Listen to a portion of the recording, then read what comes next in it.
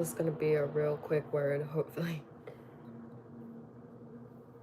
I'm gonna give people a minute to join, and then I'm gonna just get into what I need to talk about here.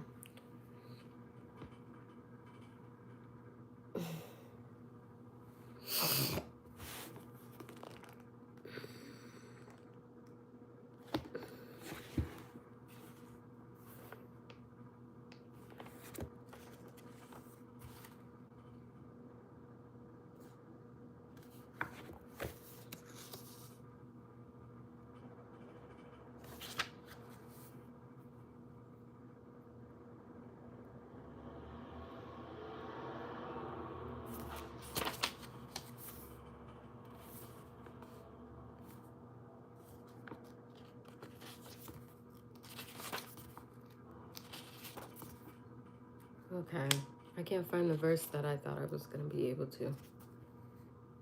I know it's somewhere,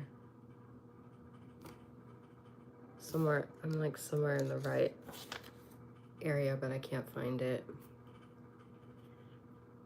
I'm looking for the scripture that talks about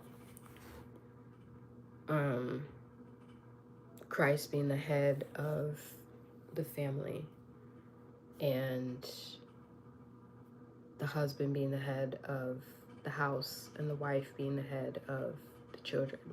Where is that? I don't know. It's somewhere in the New Testament.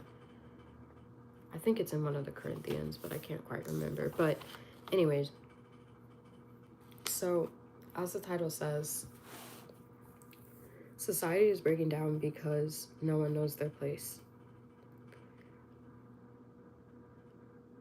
If you have been paying attention to the things that people are talking about, the things that are on people's minds, on people's hearts, I would say within the past, like, definitely since COVID and even before that, there's a major identity crisis happening. Hopefully you can hear me. I just realized, like, I don't know if you can hear me right now, but hopefully you can. If you can't, let me know. But anyways, there's a major identity crisis that has been happening and continues to happen. And I don't just mean like sexual identity, like that's just the most like kind of extreme of what the identity crisis looks like. It's in all areas, you know. I would say, like, for people around my age, younger people, there's an identity crisis of like, what do we do with our lives? We see how society is breaking down, how the environment is breaking down, how it's unobtainable for us to have houses and like the normal dreams that excuse me, carried people for generations are no longer obtainable anymore. Like, what do we do with that? That is such a difficult thing to process.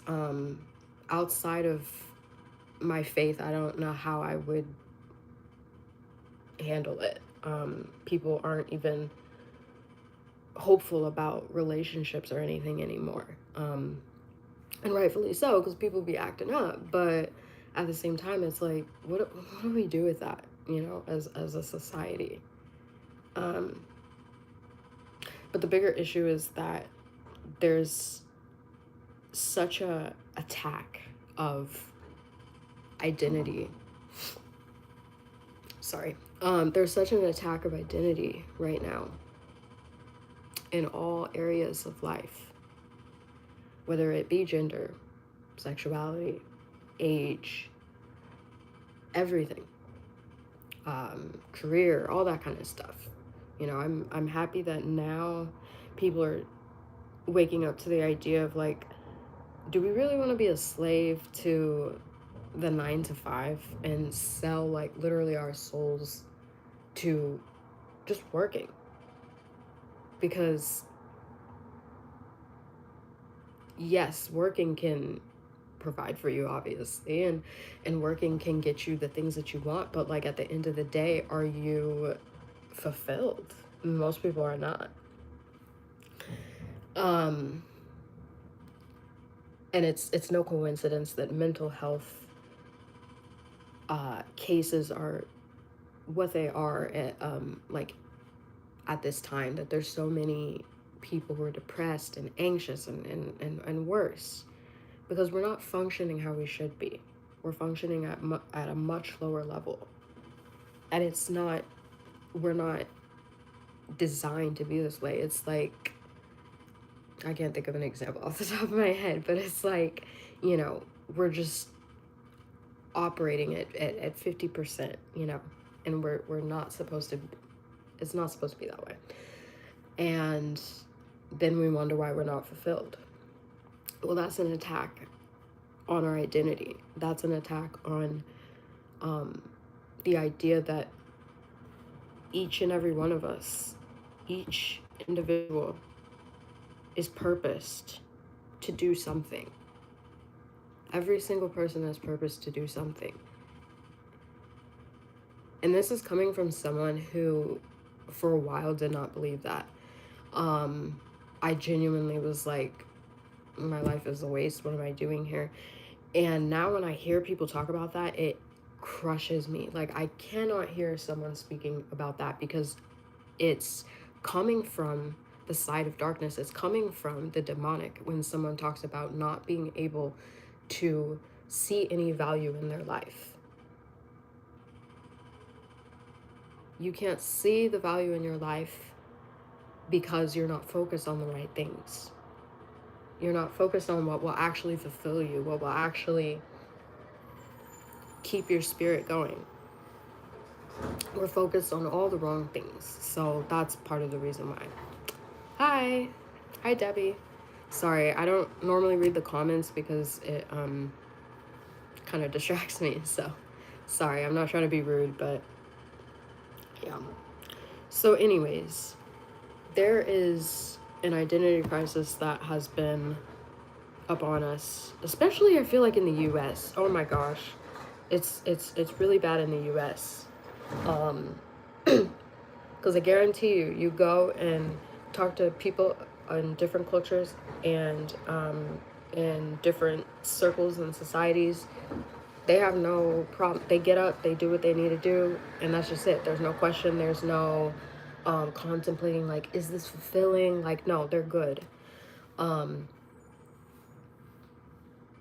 there has been a very organized, strategic attack on Americans, spiritually speaking, in regards to our identity. And I've talked about this before, so you can see my other lessons on this. But when you don't know your identity, nothing else in your life will align how it needs to. Nothing else will make sense. You'll be operating in half capacity, whatever. Right now, I don't think too many people would disagree that society is really dysfunctional right now in a way that we have never like seen. Like, it's just like almost like all the rules are like thrown out, which in some areas that might be a good thing, but in many it's not. Society is starting to crumble, and I'm talking more in all areas, but I'm talking more socially. I've seen people on here talk about, there's like a, what do they call it, like a empathy, what's the word? It's such a good term, but I can't remember what it is. I think it's like deficiency in empathy deficiency, or depression or something like that, where it's just like people just are starting to lose the ability, unfortunately, to relate to other people, to care about other people, to consider other people, all that kind of stuff. So that's where we're at. But anyways, excuse me, I digress. So we're breaking down in society because no one knows their identity anymore. No one knows why they're here, what they're doing. Everything feels like you're just existing. I actually saw this video the other day, and it was a really good video. Like, the guy was really on point as far as his points, but it was so hard to listen to as a person of faith, because he was talking about just existing, just like literally, what's that line in that Katy Perry song that's like, do you ever feel like a plastic bag drifting through the wind, like wanting to start again? Like, it's just like you're just here. And he was explaining, like, I basically feel like I'm just waiting to die. And I don't mean this in a depressed way, but that's where I'm at. I just feel like I'm just here existing. I'm not interested in hobbies. I'm not interested in, going out or not. And I'm like, okay, it's awesome that you're not like crying all hours of the day or harming yourself or something, but that's still depression. Like, you shouldn't be anti-life when you don't have purpose, value, or a desire to push forward, when hope is quenched within your soul. I've always said that hope is the fuel for human soul. So for the human soul. So if hope is quenched in your soul, you will not move forward, and you're automatically anti-life, which is not ideal. Not ideal. This person says, hello, very cruel, Wisconsin. No one knows their identity. I looked my identity up. I know I'm Polish and I'm Native American. That's cool. Yeah. I'm not talking so much racial identity, but yeah, that's the thing too. Whatever the Lord has spoken over you, the enemy will try and take that, either take it from you or distort it, or pervert it is another way of saying it. So whether it be racial, whether it be your age, whether it be your gender, whether it be your sexuality, whether it be whatever the case is, the enemy will definitely try and come in and plant seeds and twist that message so that it's no longer the pure thing that God wants it to be. That will be the most benefit for you and the most benefit for those around you, but it will now be something that will only be self-serving. That's how you know the enemy has gone to you. It'll be your way of thought will become very self-absorbed. And this is true even for Christians, because a lot of Christians think that they're immune to this, and that's not true. And that's actually another point, another consideration. There's an identity crisis in the church as well. Christians don't know their identity, and I've talked about this before, but it's been normalized to say things like, trying to figure out my calling, trying to figure out my purpose, and that's like this the standard that we've set. That's the normalization that we've set, meaning no one actually gets beyond that point. No one gets to the point of, I know my calling, I know my purpose. And the moment you step in that, I wish someone told me this. I wish someone showed me this. The moment you know your calling, the moment you know your purpose, people will come against you. And that's true for Christians, and that's true also for non-Christians. Actually, people that really know what they're called to do in life are some of the most fascinating people, in my opinion. They just operate totally differently, whether it be an artist or a doctor or whatever the case is. It's like, I just know I'm supposed to do this. And they get a lot of backlash. Oftentimes they do. But anyways, that was kind of a little bit too much introduction, I think. But yes, there's an identity crisis that has been plaguing us for a while, in all areas of life, and it's causing us all to suffer, whether we realize it or not.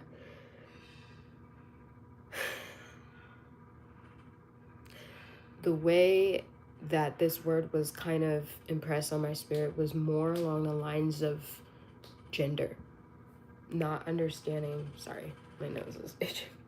Not understanding as far as gender what we're called to. I don't think that people know this, but your gender has a spiritual significance. I've talked about this before, but if you're a man, spiritually there are graces and expectations that naturally come with being a man, and the same thing with being a woman. There are also curses, or what am I trying to say, not curses, but afflictions that are more likely going to affect a man or woman. An example would be like infertility stuff. Notice how, you know, a man can have issues down there, a woman can have issues down there, but normally it's women who have issues down there. That's not just by accident. It's not by accident at all. Anyways, so none of us in society know our places anymore. And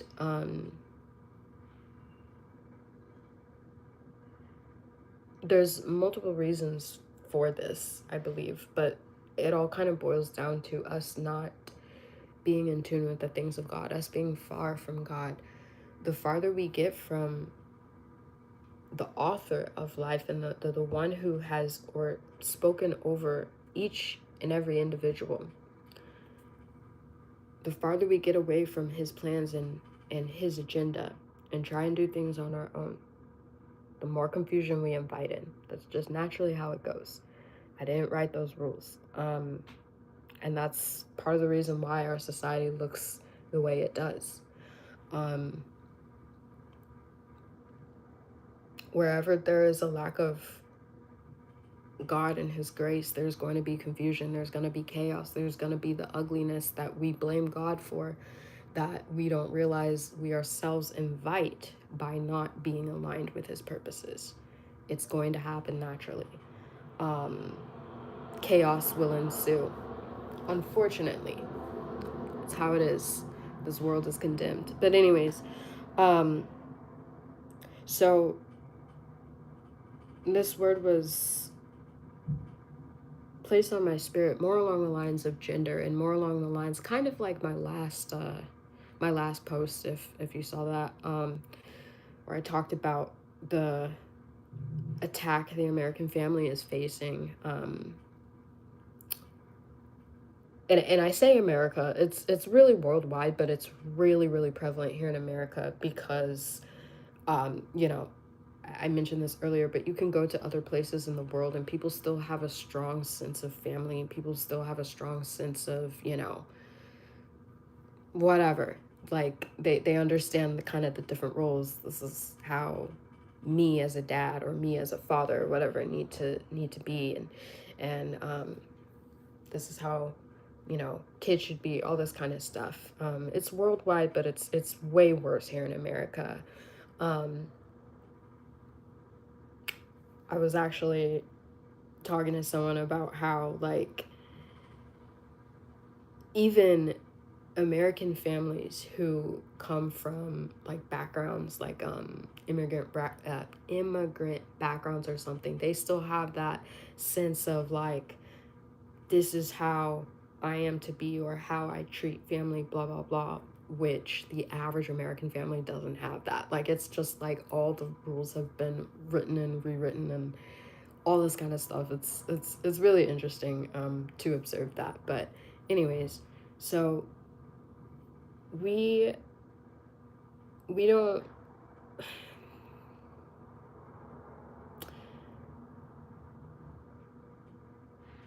we have these issues because, first and foremost, in the homes, in our families, there is such a breakdown nowadays more than ever. I'm only 29, so I don't have like crazy scope on life or anything like that, but I do know other people that I've listened to, older people, like, talk about how they've kind of seen certain trends that have contributed more to the breakdown of society. I was talking to this one lady and she was like, you know, nowadays you stick your parents in a nursing home, you stick your grandparents in a nursing home. Back in the day, people cared about people cared about their parents in a way that it's like, well, you cared for me, so I'm gonna care for you. Nowadays, we don't even think like that, to be honest. We're too tired, we're too overwhelmed, and that's another aspect of the whole assault on our identity, so to speak. But that we don't have the bandwidth to care for people. We have that, what what did I say earlier? That empathy depression, or whatever the case is, where we can't relate or be there for people like how we should be. But anyways, so when she shared that, I was like really in awe, because I'm like, I never thought about that. We it would like I can't I can't remember exactly the timing that she said when she started to see this happen more, but I'm just gonna make up a time, like we'll say prior to the 80s, there wasn't these care home facilities like as normalized as we see it now. I don't know if it was actually the 80s, but just to throw that out there. But now it's so normalized that there's just no other solution. When someone gets older, that's just what you do. I've come to realize in the American family, or I should say in the average um, understanding of family in America, loyalty is not really a big thing. Like in comparison to other cultures, other countries, other races, it's just not as big of a thing. The idea that when a child is 18, oh, gotta get out of the house. I thought that was worldwide. I thought that was normal. That's an American thing.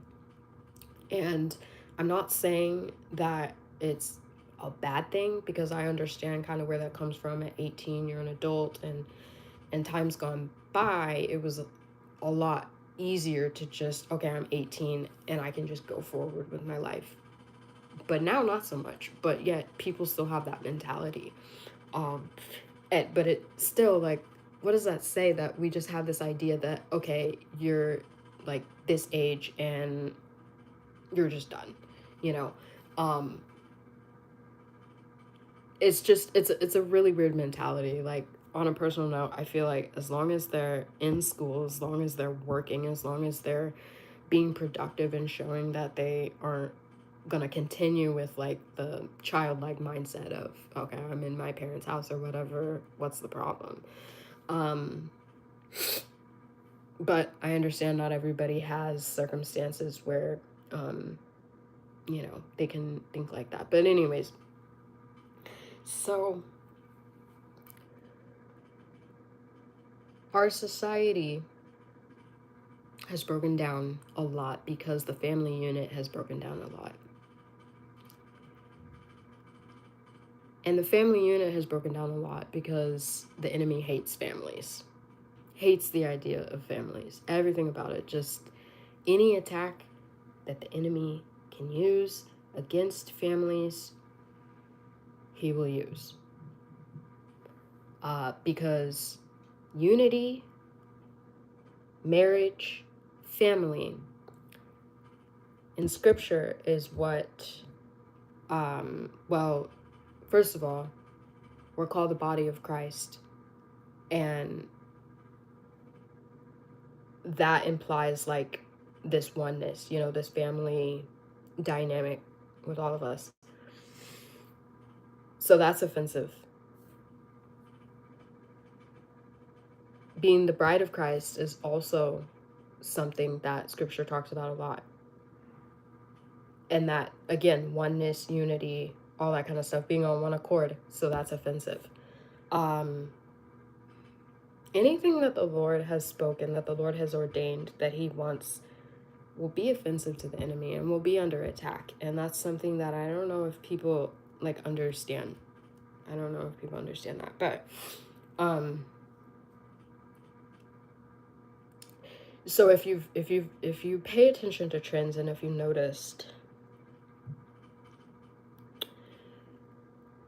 things within our family dynamics have changed a lot in comparison to, like, even, what year are we in, 2026? I probably even like within 10 years, especially after COVID.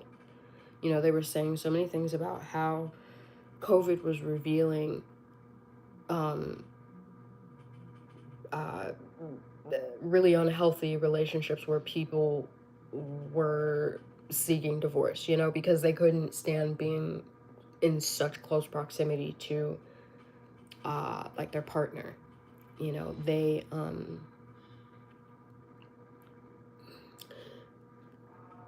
Their relationship was working because they were apart and, having the normal distractions or whatever that comes up in life.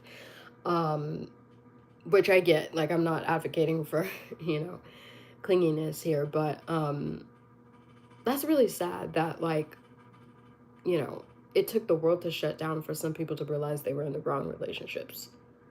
Or they don't know how to, deal with people, how to work with people. Because it could go, it could go either way.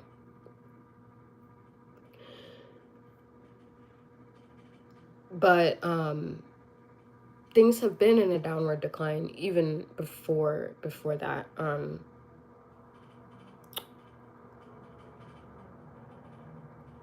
I would say one of the biggest like attacks that I have seen, and this is kind of, this is not new, but it's just gotten worse. It's gotten more of a thing. Actually, like, sometimes when I was like younger and we'd like share like racist jokes and stuff like that, people would say, oh, like, you're black, like, you probably didn't grow up with a father or something like that. And like, I'm not gonna get into all that, but like, yeah, that's a problem. But it's now becoming more of a normal thing that people don't grow up with fathers. The first attack is is coming against the identity of a man. And I don't have a lot to say on that because I'm not a man, so I don't know. I'm not graced to speak over the identity of men. But I can tell you that if a man walks away from his family, it sends a different message. It creates a different environment than if a woman walks away from her family.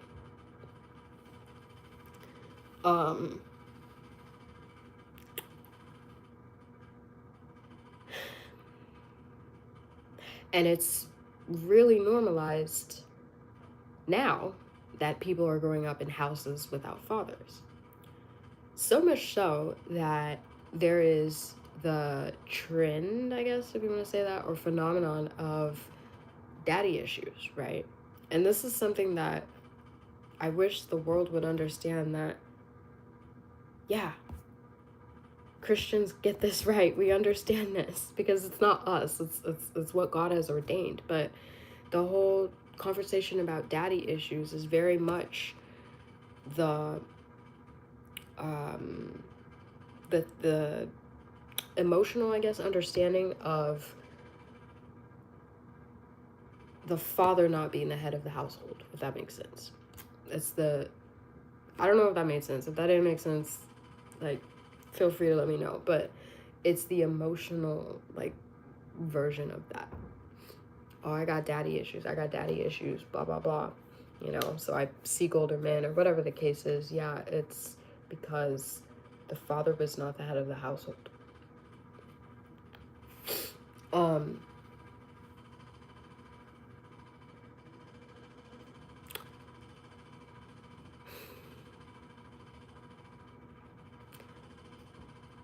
Men not knowing their place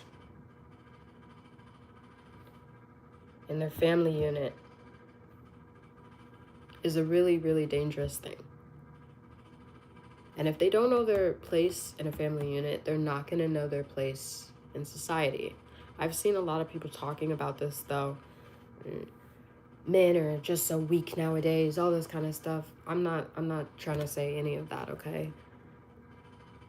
But I could tell you one thing for sure. Men don't know their place because women don't know their place. A man not knowing his place in the family is a dangerous thing. A woman not knowing her place in the family is a deadly thing. Notice how many single parents are men, are fathers. It doesn't usually happen like that. Anyways.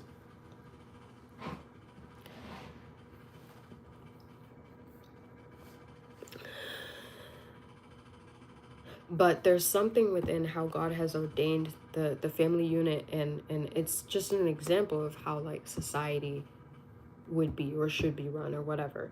Um, and this goes back to the spiritual understanding that the different genders have different graces associated with them. The grace of being a leader is ultimately the man's portion. That's not to say that God cannot ordain women leaders. He absolutely can. You know, you in the biblical hierarchy of things, you're the leader over your household, over your children. So you're definitely like a leader in some respect. But that grace doesn't come as naturally, especially outside of the home for women, as it does for men. So anyways, um but a man not knowing his place happens when a woman also doesn't know her place, and vice versa. It's a yin and yang thing. It's not like one person is more responsible than the other. It's really not. A woman who knows her place is a really powerful thing. This is a word for the ladies out there. It's a really, really, really powerful thing. A man who knows his place is a really powerful thing. Let me not forget that either. But there's something really, really, really significant about a woman knowing her place. A woman who knows her place is able to, and I'm more specifically talking about like in the household, in a family unit, a woman who knows her place can encourage, edify, build up the man who feels like he doesn't know his place in a way that a man who doesn't know his place can't do that for a woman. I'm not saying he can't encourage her, I'm not saying that, but I'm saying like it's just not the same. I can't tell you how many stories I've heard of like men who, you know, are down on their luck. Maybe they lost their job, or you know, they have some instability going on in their life, and then a good woman came into their life and encouraged them and got them out of that funk and got them, you know, to feel better about themselves and go for that job or go for this or go for that, whatever the case is. I'm not saying it doesn't exist, but I have never heard the opposite be true. I've never heard a woman being the one that's like down on her luck, blah blah blah, and then a man, you know, lifting her up outside of like a husband wife type of thing. But I digress. So it's imperative that men know their place in society. It's imperative that women know their place in society. But you know, the main thing here is that I hear people talk about, oh, men don't know their place and they're too much babies, they're too feminine, they're all this kind of stuff. Well,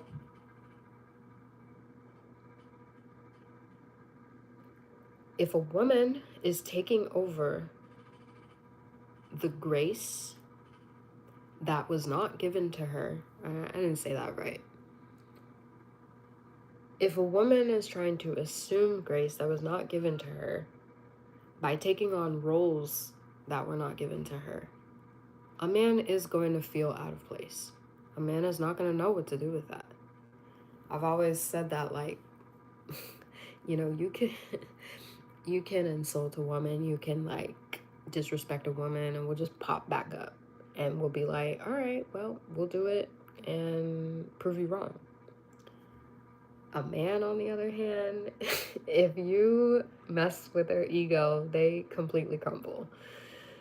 Not that you should be messing with anyone's ego, obviously, but like it's so different. And it is just it's how we're different. Men, like, if their ego is messed with, it's hard for them to get over that. It's harder for them to rise above that.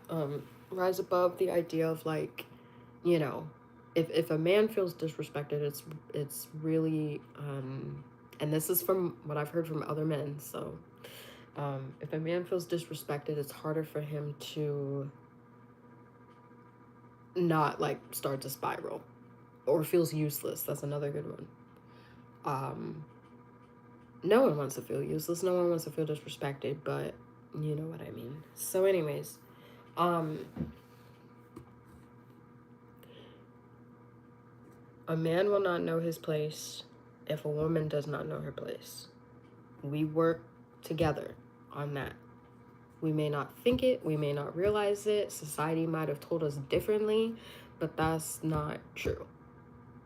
And I know like some really religious Christians might argue with me on that, but that's not true. From the beginning, God ordained a position for men and a position for women. We have this warped idea of submission, that submission is just, okay, you just take the reins and I just lay back. That's not submission though. That's not. Submission, the way that the Lord showed me, is authority under control. So it's not that, I as a woman, I can provide for myself. I can do this. I can do that. It's the understanding that while I am physically capable of that, there is a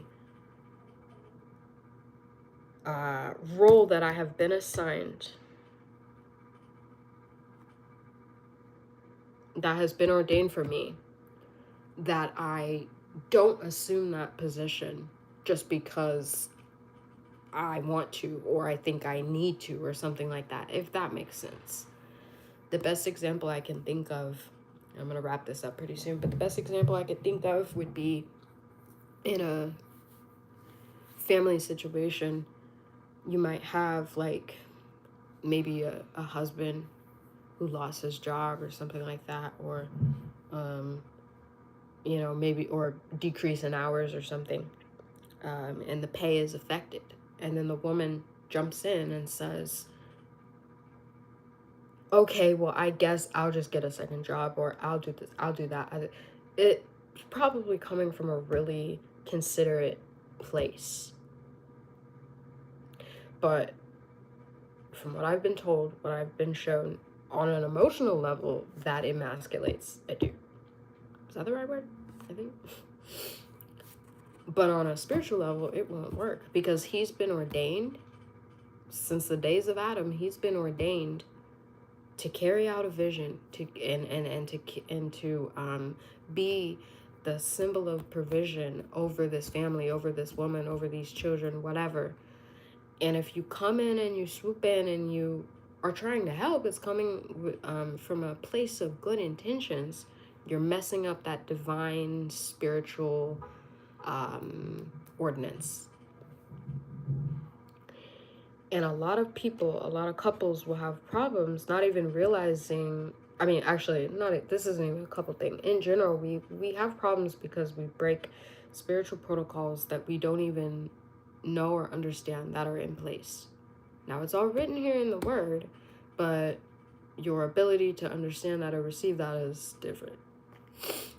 Anyways, so in that situation, while on the surface level it may look like she did the right thing, she did the modern woman thing, it's most likely gonna come back.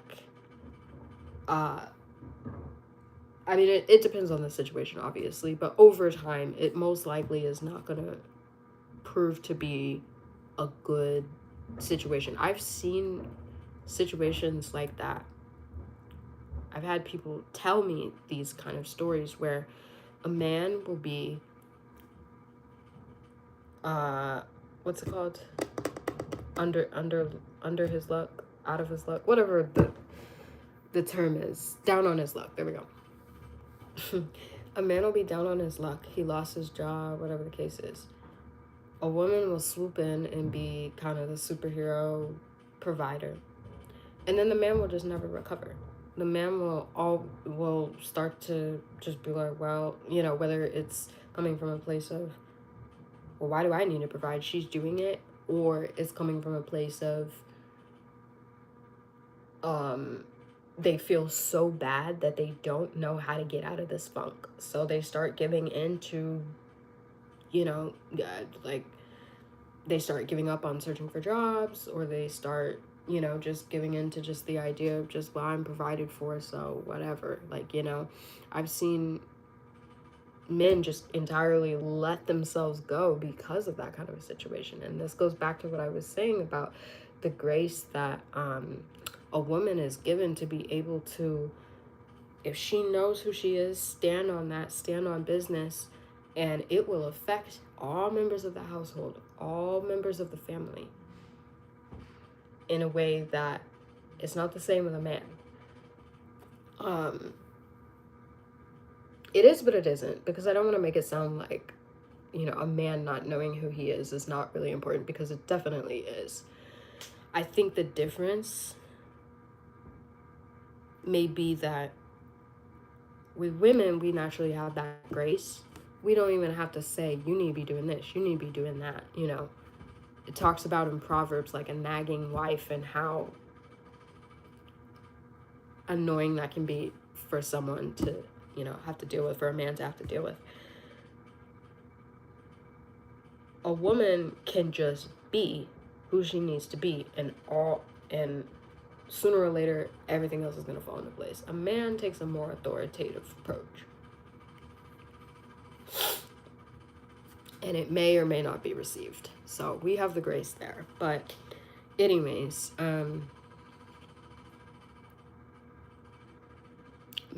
men need to know where they stand. Women also need to know where we stand. And we have this mentality within us because we want to help, we want to fix things. It's our natural disposition, I guess. Not disposition, our natural way of being. We want to fix things, we want to make things right. But the problem with that is that we will sometimes outman a man. We will sometimes take on roles, take on responsibilities that, instead of taking over, what we should be doing is we should be encouraging that man. We should be encouraging, that husband, that father, whatever. It's like, okay, I see that you're down on your luck.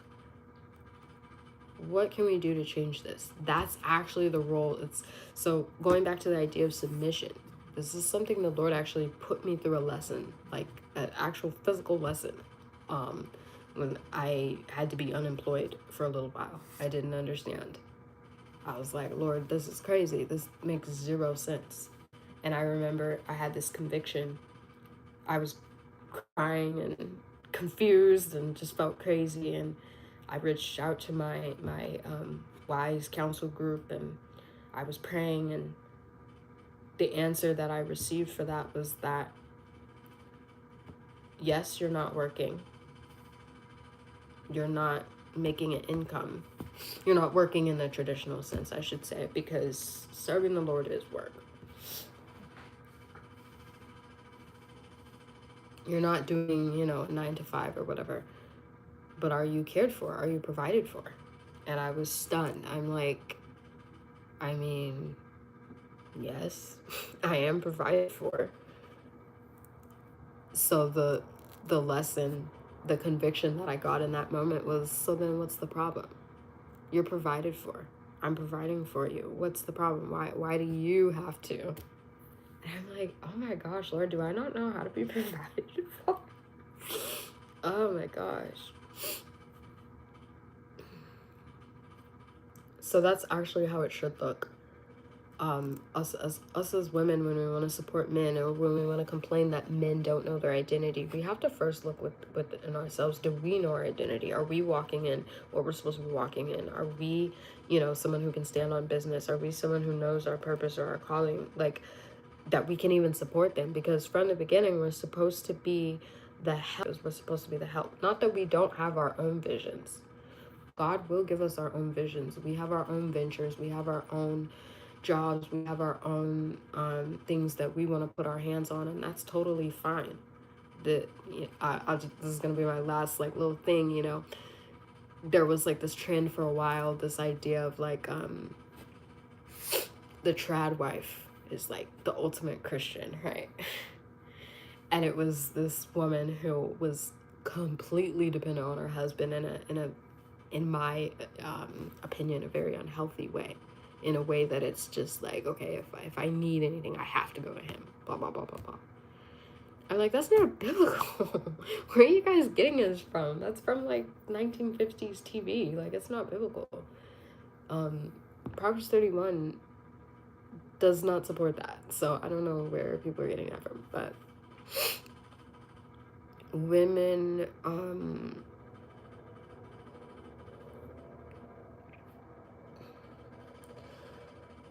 we can't complain about men not knowing their place or being a certain way or whatever when we ourselves don't know our place, when we ourselves want to take on too much, when we ourselves want to be the man in the relationship. And it happens so easily, and it happens so innocently. It happens like in a way, is like in the example of the woman like taking on more hours of work or whatever the case is. Now, I'm not saying that that's wrong, but I'm saying it's not necessarily the best response to that situation. And really, submission comes down to this. Biblical submission is that you know your lane and you stay in it. Not that someone should have complete authority over you or control you or anything like that. Like, I hear people always bring up that argument like, oh, so it says that women should be under men, so we just have to do whatever, you know, our husband says or whatever. It's like, no, that's already coming from a distorted mindset of what it looks like to be submissive. No, it's not that they should be a tyrant. It's that you should know your lane and you should stay in it. That is the most cohesive situation, relationship, whatever, that you can have, to know like, okay, this is, and healthy couples who aren't even Christian know this. If you know your strengths, your partner's strengths, and you say, okay, you handle that kind of stuff because you're really good at that. You're not so good at that other stuff, so I'm going to handle that. That is such a healthy and perfect understanding of how it should be. But unfortunately, when we get anxious, when we get scared, when situations arise, we retract on that. And it's like, okay, well now, like, I gotta figure things out. No, you need to stay in your lane. Men, you need to stay in your lane. Men actually aren't the biggest offenders with this, to be honest. It's more women, to be honest. Women, you need to stay in your lane. I feel like there's a whole lot more I could say, but I'm starting to feel like I've said all that needs to be said. I don't think there's any questions or anything like that. No questions.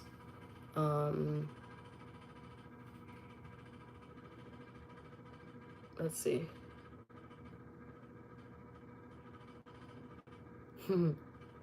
Yeah. Maybe the Lord will have me do a talk just on